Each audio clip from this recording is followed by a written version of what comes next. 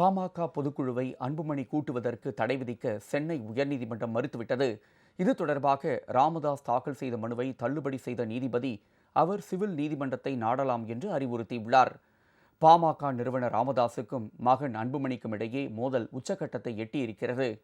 கட்சியின் பொதுக்குழு ஆகஸ்ட் 17ஆம் தேதி நடக்கும் என ராமதாஸ் அறிவித்த நிலையில் மாமல்லபுரத்தில் போட்டி பொதுக்குழு கூட்டத்தை அன்புமணி இன்று கூட்ட உள்ளார். பொதுக்குழுவை கூட்டும் அதிகாரம் கட்சியின் நிறுவனரான ராமதாசுக்கே உள்ளது. அன்புமணிக்கு அதிகாரம் இல்லை என்பதால் அவர் நடத்தவிருக்கும் பொதுக்குழுவிற்கு தடை விதிக்க கோரி ராமதாஸ் தரப்பு மாநில பொதுச் செயலாளர் முரளி சங்கர் சென்னை உயர்நீதிமன்றத்தில் மனு தாக்கல் செய்தார். இந்த மனுவை விசாரித்த நீதிபதி ஆனந்த் வெங்கடேஷ் ராமதாஸ், அன்புமணி ஆகிய இருவரிடமும் தனித்தனியாக ஆலோசனை நடத்தினார். பின்னர் நீதிபதி அளித்த தீர்ப்பில் அன்புமணி பொதுக்குழுவை நடத்துவதற்கு தடையில்லை என்று உத்தரவிட்டார். தடை கோரி ராமதாஸ் தாக்கல் செய்த மனுவை தள்ளுபடி செய்த நீதிபதி உட்கட்சி விவகாரத்தை சிவில் நீதிமன்றத்தை அணுகி தீர்க்கலாம் என்று தீர்ப்பளித்தார். நீதிபதிக்கு நன்றி தெரிவித்துக் கொள்வதாக கூறிய அன்புமணி தரப்பு வழக்கறிஞர் பாலு இந்த உத்தரவை கொண்டாட்டமாக பார்க்க முடியவில்லை என்று கூறினார்.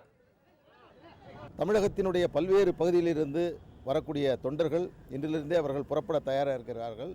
அதன் அடிப்படையில் நடைபெறக்கூடிய பொதுக்குழுவிற்கு எந்த தடையும் இல்லை. இந்த மனு தள்ளுபடி செய்யப்பட்டிருக்கிறது என்று சொல்லியிருப்பது எங்களுக்கு மகிழ்ச்சி அளிக்கிறது. அடுத்து வரக்கூடிய தேர்தலுக்கான பணிகளை மேற்கொள்வதற்கான ஒரு ஆலோசனை செய்வதற்கான பொதுக்குழுவாக நடக்கிறது. இந்த பொதுக்குழுவை பொறுத்தவரையில் நிறுவனராக மருத்துவர் ஐயா அவர்கள் அழைக்கப்பட்டிருக்கிறார். நாங்கள் முறையாக அவருக்கு நேரடியாகவும் இணைய வழியின் மூலமாக, அதாவது இமெயில் மூலமாகவும் வாட்ஸ்அப் மூலமாகவும் இந்த கூட்டம் நடத்துவதற்கான அழைப்புதழை மருத்துவர் ஐயா அவர்களுக்கு அனுப்பியிருக்கிறோம். அவர் நாளை கலந்து கொள்ள வேண்டும் என்று இந்த நேரத்தில் மீண்டும் அவருக்கு உங்கள் மூலமாக இந்த அழைப்பை அவர்களுக்கு விடுக்கின்றோம்.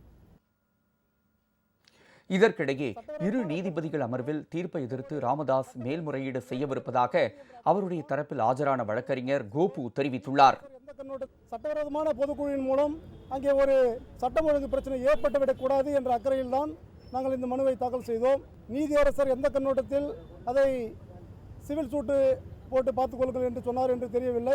இருந்தாலும் நீதிமன்றத்துக்கு நாங்கள் கட்டுப்படுகின்றோம்.